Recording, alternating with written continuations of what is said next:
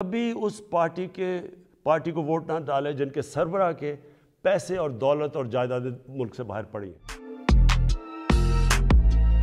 مشرف کے دور میں تو صرف 10 ڈرون اٹیکس ہوئے، لیکن جو 2 ڈیموکریٹک لیڈرز آئے، آصف زرداری اور نواز شریف، 10 سال، ان کے 10 سال میں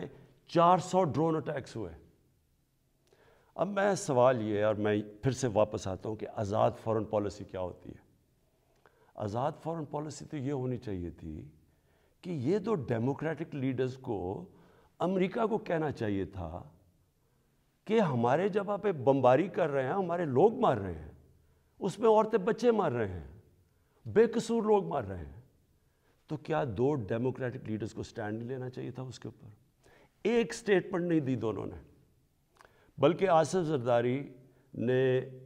اس کو ایک باب وڈورڈ جو بہت بڑا صحافی ہے امریکہ کا، وہ اپنی کتاب میں لکھتا ہے کہ آصف زرداری نے امریکہ کے آرمی چیف کو کہا کہ کولیٹرل ڈیمیج سے مجھے کوئی فرق نہیں پڑتا جو ڈرون اٹیک سے جو بے قصور لوگ مرتے ہیں۔ اور یہ کیوں ہے؟ میں صرف آپ کو اس لیے یہ شروع میں بات فورن پالیسی کی، یہ اس لیے ہے کہ جب ملک کے سربراہوں کے پیسے اور جائیداد ملک سے باہر پڑی ہوتی ہے، جب ان کے اربوں ڈالرز کی پراپرٹی اور بینک بیلنسز اور آف شور اکاؤنٹس ہوتے ہیں، وہ کبھی اس ملک کی بہتری کے لیے فائدہ نہیں کرتے، وہ اپنے پیسے بچانے کے لیے کرتے ہیں۔ اور آج روس کے جو بڑے بڑے بزنس مین، جن کو اولیگارکس کہتے ہیں، جن کے پیسے پڑے ہوئے ہیں لنڈن اور جن کی پراپرٹیز ہیں وہاں، آج جب سے یہ جنگ شروع ہوئی ہے،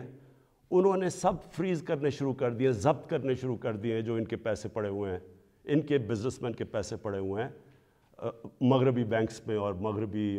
کیپٹلز میں۔ تو اس لیے ہمارے ملک کی پالیسی آزاد ہو ہی نہیں سکتی۔ اور میں اپنی قوم کو آج کہنا چاہتا ہوں، آپ جب ووٹ ڈالیں تو یہ سمجھ جائیں کہ اگر اس ملک میں آپ آزاد فورن پالیسی چاہتے ہیں تو کبھی اس پارٹی کو ووٹ نہ ڈالیں جن کے سربراہ کے پیسے اور دولت اور جائیدادیں ملک سے باہر پڑی ہیں، وہ کبھی آزاد فورن پالیسی نہیں بنائیں گے۔ میں نے جتنے بھی دورے کیے،